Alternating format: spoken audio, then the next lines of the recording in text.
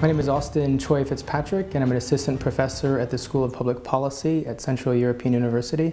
And I've been working on issues of trafficking and slavery, predominantly in South Asia, for the last 14 or so years. January is Human Trafficking Awareness Month here at the School of Public Policy and Central European University. We are standing together with people around the world who are working to raise awareness about this issue. Definitions here: slavery held against your will by force, fraud, threats, or coercion for profit. There are 27 million slaves. Maybe it's 29. We're not quite sure for a variety of reasons, one of which it's hidden population. People don't self-identify, and scholars have a hard time getting in and figuring out what's actually happening. Trafficking, hundreds of thousands each year. Again, there's a dark number here. We know very, very little about what the true number actually is.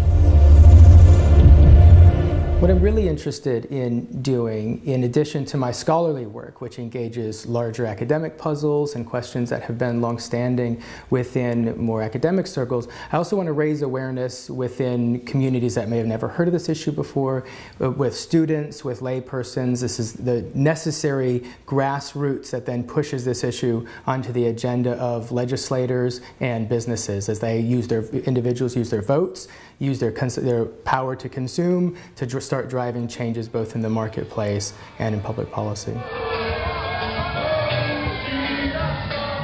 Why does this actually happen? Poverty or abuse push people out of their home communities to escape an abusive situation. People actually dream of a better life. Also, abusive cultural practices and precedents, like those embedded in the caste system where I do my research, actually lead individuals and communities to feel that the sets of relationships that I would describe, or the social movements that I work on would describe, as slavery. When we talk about trafficking, one of the primary ways it gets framed is as an issue related to greed. It's greedy criminals who just want to make money no matter what. And this isn't always the case. It's often individuals who set out on their own to find a better life and are actually trapped in exploited conditions. Victims themselves, they don't, in most cases, they don't identify themselves as victims of trafficking because they are linked to their traffickers, in many cases through emotional attachment. We also discovered that there have been family members who were trafficked, other members of the family. The problem is if you have weak civil society and you have and your demand for this sort of exploitation is local, then it's difficult to know what to do from the outside. We identified factors such as, for example, usury, when the family is having illegal debts, for example, and this is the way how they can kind of pay back their debt. Human Trafficking Awareness Month actually coincides with the launch of a class on slavery, trafficking, and abolition here at the School of Public Policy, which is the first time a course like this has been offered in this area.